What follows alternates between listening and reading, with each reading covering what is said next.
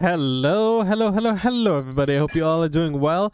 We are back at the Great Ace Attorney Chronicles, and we are going to listen to the revised testimonies after figuring out that Fairplay did not actually see the murder.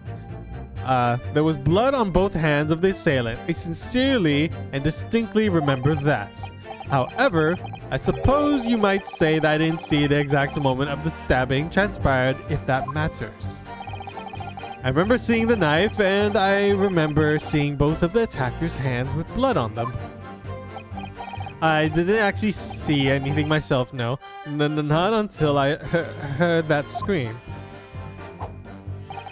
Anyway, the fact remains, there can't have been anyone else inside that carriage, or we all would have seen. Well, all of you just saw hands.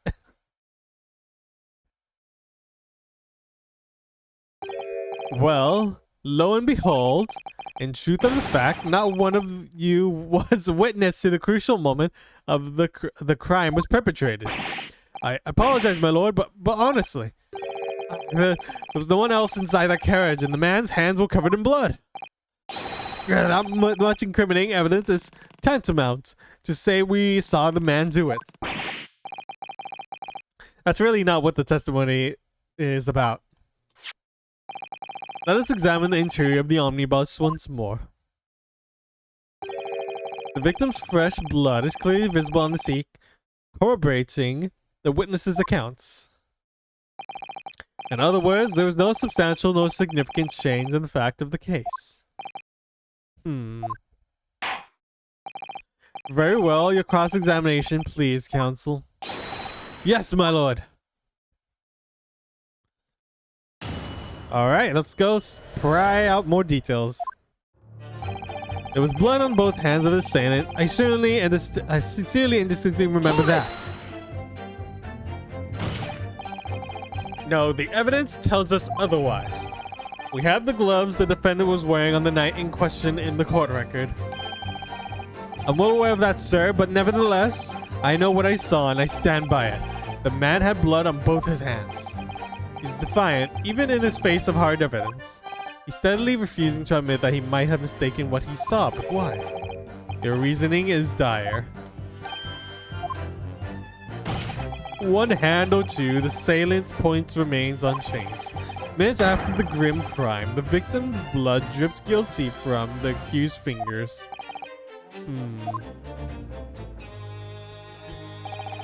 However, I suppose you might say that I didn't see the exact moment the stabbing transpires, if that matters.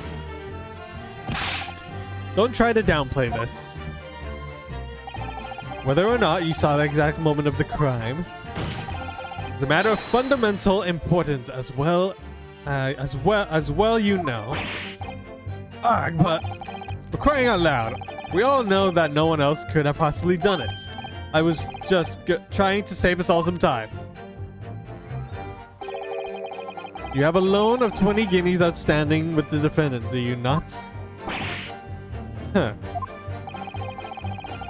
Had you hoped to release yourself from the financial burden by ensuring the defendant was found guilty? There's not entirely not what I was hoping for. I just lost a little guineas or 10 when I backed the wrong horse in the derby, that's all. I was going to win it all back. There's a fixture this weekend, and that's a sure thing. A little guinea or 10. I'm a banker. No one bats an eye if I borrow a little spending money for the weekend. That sounds pretty bad. These people are just digging holes for themselves. I think you may have revealed rather more about your character than you bargained for, sir. This witness Scrupples are not on trial here.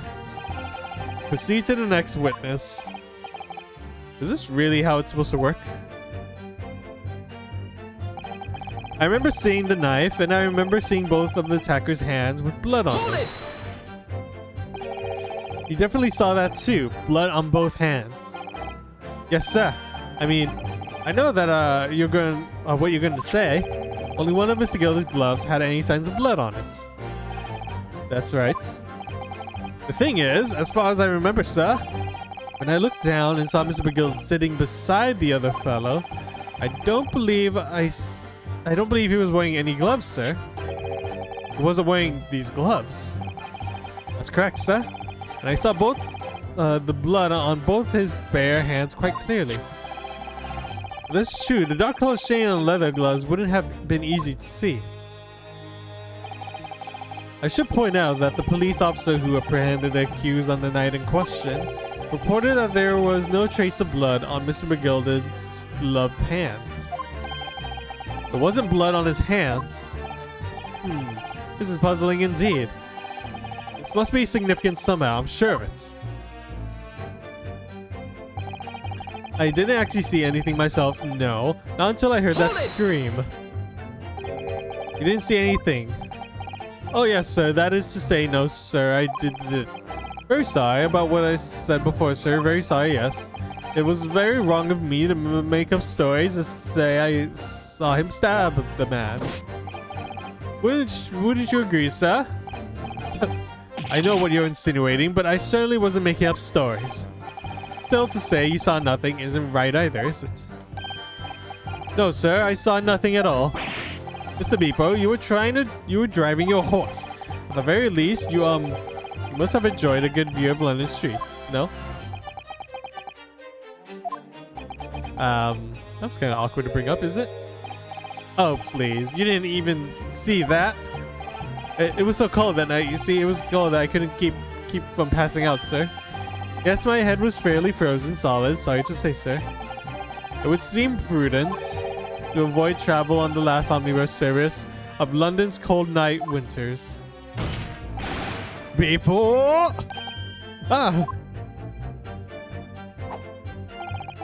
Anyway, the fact remains, there can't have been anyone else inside that carriage or we all would have seen. And everything you saw of the incident was through the skylight of the roof of the omnibus. That's right, it was fiercely cold that night, but the glass wasn't frosted over. Oh yes, I remember I was shivering, it was so bitter. Which rather begs the question of why the pair of you were sitting on the roof deck in the first place. Well, I don't know about this young fellow, but I couldn't enter the cabin. Oh, why not? It was locked from the inside. I tried knocking, but no one opened the door. It was locked? That's right. And it's public bus service, for pity's sake, that's not what I call fair play. Yes, I had the exact same experience. I tried knocking, but the gent inside just gestured at me to clear off. So I had no choice but to climb up on the roof deck and look down longingly into the warm cabin below. Well, I can assure you, I wasn't just looking down, I was glaring long and hard. And that's precisely why I can tell you without absolute confidence that if there was anyone else in that cabin, I would have noticed. Unequivocal, I would say. I'm not sure about these two witnesses. Could they really have seen everything inside the cabin through the sky? Oh no! I pressed the wrong thing. I would suppose they would have had a bird's eye view from the roof, but the birds generally don't have very keen eyes, so... Thank you, that's all clear. That makes sense now, blah blah blah. Very good, blah blah blah. Mr. Fairplay didn't see Mr. Stabbed at all. That's usually significant change in the case at all. And there's something else that occurred to me whilst listening to the witness's last testimony. Two of them are recounting what they saw through the skylight of the omnibus. Alright, well, it seems like we're just gonna end up redoing all this. Examine the evidence first in courtroom after all. Okay, we'll just examine it. Let's go back to there because I'm pretty sure the last statement is where we need to show some evidence. So let me look around at the omnibus before we actually present something.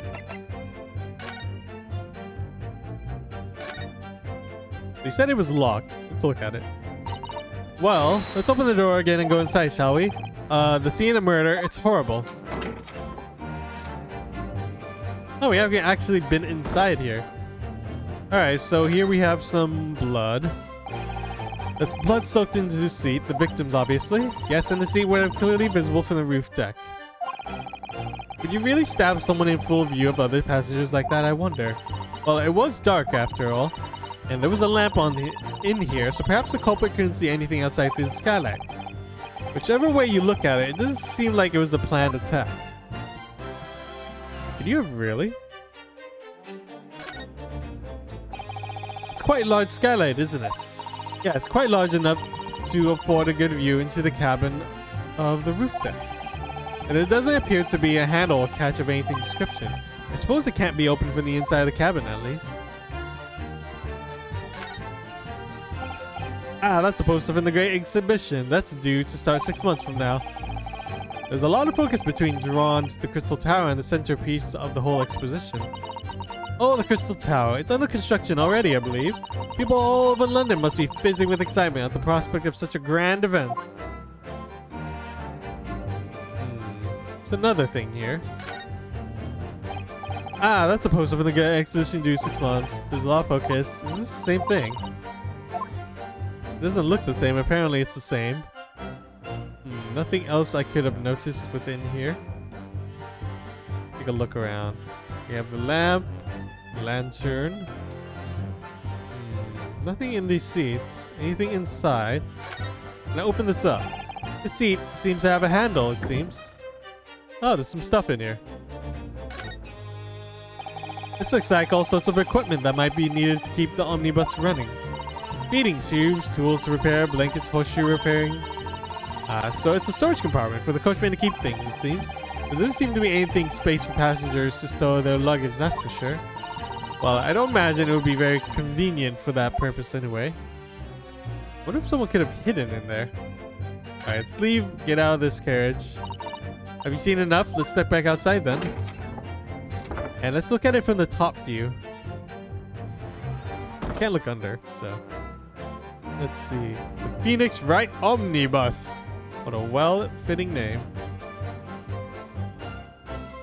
So let's see. This is where they would have sat. So this is the roof of the deck of the omnibus.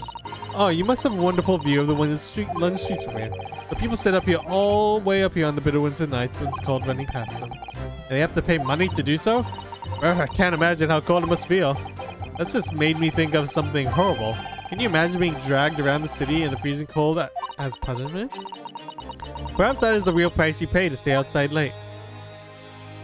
Alright, let's look at the window. I'm sure we looked at this before. You can certainly see inside the carriage through this opening, that's for sure. Yes, and there's a lamp in the enclosed cabin, so I'm sure the witness would have been able to see quite clearly. That's not good for us. I mean, it looks like they can only see one side of it. They can't see, like, exactly underneath them. That seems a bit weird. So this is the roof of the deck of the omnibus. Must have been wonderful, blah, blah, blah. Alright, we said it's all this.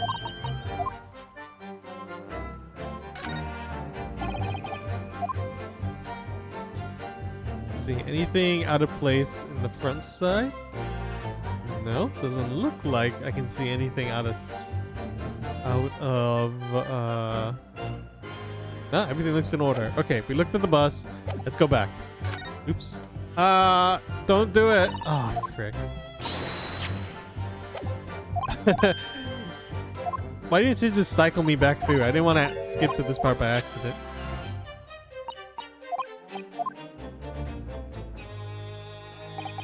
Okay, well, let's proceed on forward.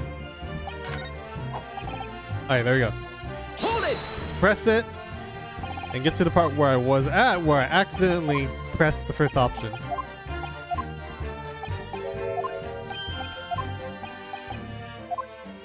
Back inside, blah blah blah. Couldn't get in. He was angry. He experienced the same thing. He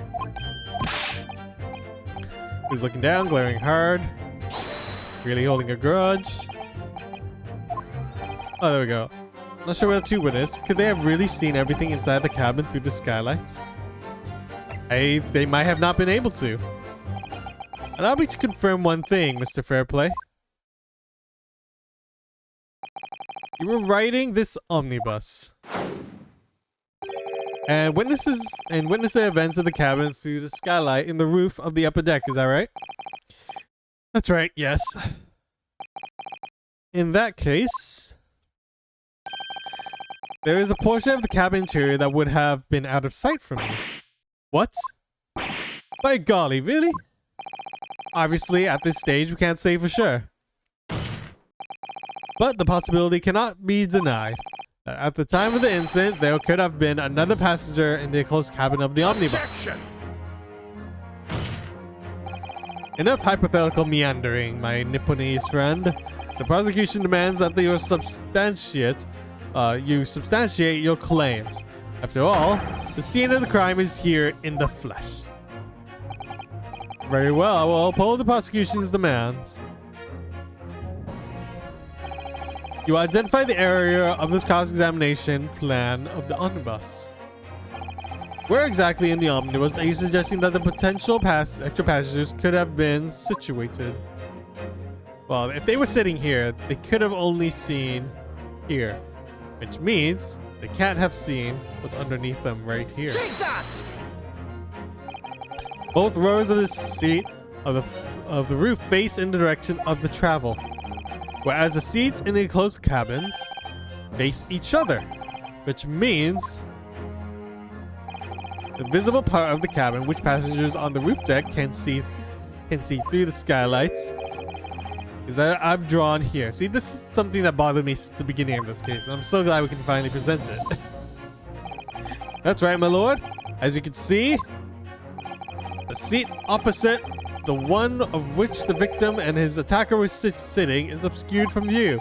In other words, if someone had been sitting on that seat, it's quite possible that these witnesses would have been completely unaware of it. Gah! Objection! It's quite possible some phantom was sitting there. You Nipponese have a forbidding habit of obscuring the truth with ambiguity. I concur with the prosecution's rejoinder.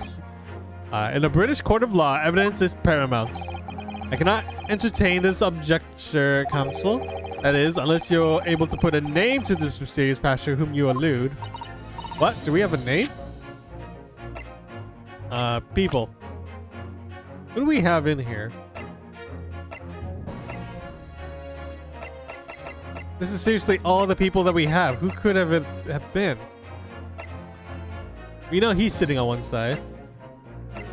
We know you're the murdered. You were there. You were there. Someone else. Can you, Mr. Naruto? I honestly don't know. Who could it have been? Who could have been in the other seat which was out of sight from the witnesses of the roof deck? Let's save here and reload in case I get it wrong, because I don't want to go through all that dialogue of, no, wrong, blah, blah, blah. Because, I don't know, this part just stumps me. It's like, I have a feeling I'm supposed to say yes. I don't know. Who could have been in the other seat, which was out of sight from the witness on the roof deck? I have no idea. Oh, like I have literally no idea. I mean, that's the truth. I have no idea. But as a proud citizen of the Japanese Empire, you will look to the sky and walk on, making sure all signs of tears are gone. Go on. This isn't just a case of going on, Mr. Sato. Alright then, I'll go on. The defense would like to put forward a name. Are you serious? Whose name are we gonna put? You are a fool. The response was a desperate attempt by a man who has no notion of his own limitations. A toast to hard lessons not yet learned. Let's not delay, counsel. The defense is still to name the passenger in the other seat. This could be it. This could be the chance I've been waiting to turn the trial in my favor. On that night of the murder, the person occupying the seat in the omnibus that was skewed from vision was... Alright, how about we go with the most obvious choice? We know it's him on the other side. So let's present it and see what happens. Let's save first, because I don't want to go through all that dialogue again. I also saved twice, because why not? In case I lose one. Okay, present. Sure, why not? Let's see what happens. The music stopped. Does that mean I got it right? The passenger in the enclosed cabin that the witness on the roof failed to see has to have been Mr. McGilded. McGilded? What are you talking about, counsel? That's the name of the defendant. Yes. Daring. Okay. Objection! Oh, what the heck? He just set that ablaze. How many cups does he have? If I desecrate this chamber by smashing my whole chalice, do forgive the discourtesy. Lord Van Zeeks.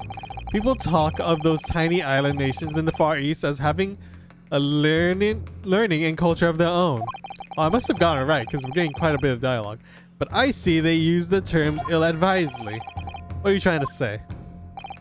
Let me explain in terms that even a student of an artless backwater such as yourself might understand. When the bloody scene unfolded, the victim and his assailants were sitting side by side. You know, I completely forgot they mentioned that. So what I said was definitely the right thing. Multiple witnesses have attested to the fact. It's a very premise on which this case is built. But that premise may be wrong. What? If the victim really was sitting beside Mr. McGilded, it creates an inconsistency that can't be reconciled in any way. What inconsistency, counsel? The defendant's gloves, my lord. Both witnesses made the same testimony. They claimed that blood was on both hands of the person sitting next to the victim. Yet we know the truth to be otherwise. Only one glove bears the gory remains. The point is, even in the face of this irrefutable evidence, both witnesses have maintained their stance. Yes, their testimony remains unchanged. Exactly. They both adamantly swear that they clearly remember seeing blood on both hands of the assailants. In short, their memory of events is correct, and their testimony reveals the truth. There was somebody else sitting beside the victim that night, a third party we have yet to identify. And the victim's blood was on the passenger's hands, both. Objection! And who was it, this third party? Obviously, the true culprit. Extraordinary! Order! Order! What exactly are you postulating? The defense postulation is just that. Nothing more than conjecture. The witnesses have clearly stated that they saw the accused. But when elaborating on his testimony, Mr. Fairplay said the two of them were wearing hats. And I couldn't exactly make out their faces. Yes. The tops of their heads were obscured by the roof. I could see the rest of them through, though. Yes, that's right. Both gents were most certainly hatted. Hatters do tend to notice such things, sir. And what particular styles of hat did the two gentlemen spot, Mr. First? I'm afraid I don't remember. Oh, great. And you call yourself a hatter. The styles of hat makes no difference. There was no third passenger in that cabin. How can you be so sure? Because if there had been, the accused Mr. McGilded would undoubtedly have offered to depose the facts. Unless that is, you're proposing an even more preposterous explanation. That the accused failed to even notice the presence of the true culprit in the very cabin in which he traveled. I think the excuse is that he was asleep.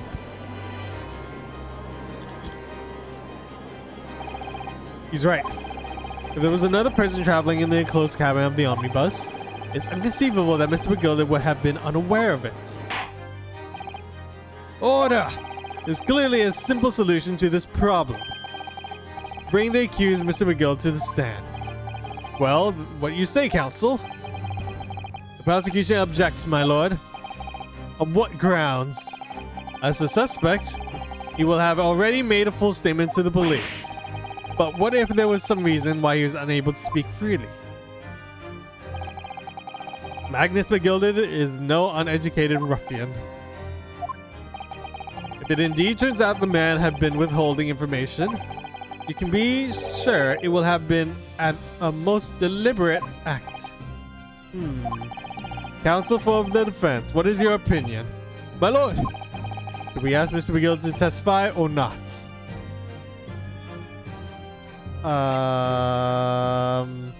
Save. Let's save. That was a lot of dialogue I just went through. Let's not have to reset. Plus, I don't want to really waste all my points, if you may say. Let's demand his testimony. Yes, we need to hear what he has to say in order to find out the truth. The defense would like to call Mr. McGilda to the stand. In that case, I would like to hear the opinion of the jury. Ah, yes, I need a little time to consider this. If you ask me, I think we should hear what Miss McGilda has to say. Get the man out of here, I say. It would be utterly illogical not to hear his testimony. When something needs doing, get it done. That's how I run things at the guild. Hearing what the patron of my favorite little park has to say. Oh yes, that would be lovely. Oh yes, the jury says the man must be heard. Well, he just want to hear everyone's point first. He can't make his own decision. Very well, the court will hear the defendant's testimony. Bailiff, show the defendant to the stand at once.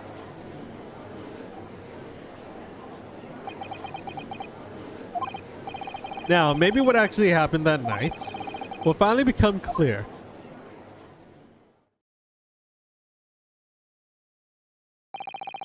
Let proceedings be resumed. Alright, this is where we're going to actually stop this part here. So, thank you all so much for watching. Remember to like, comment, share, or subscribe. That little bit of thing will help me greatly. So until then, I will see you all later. Goodbye.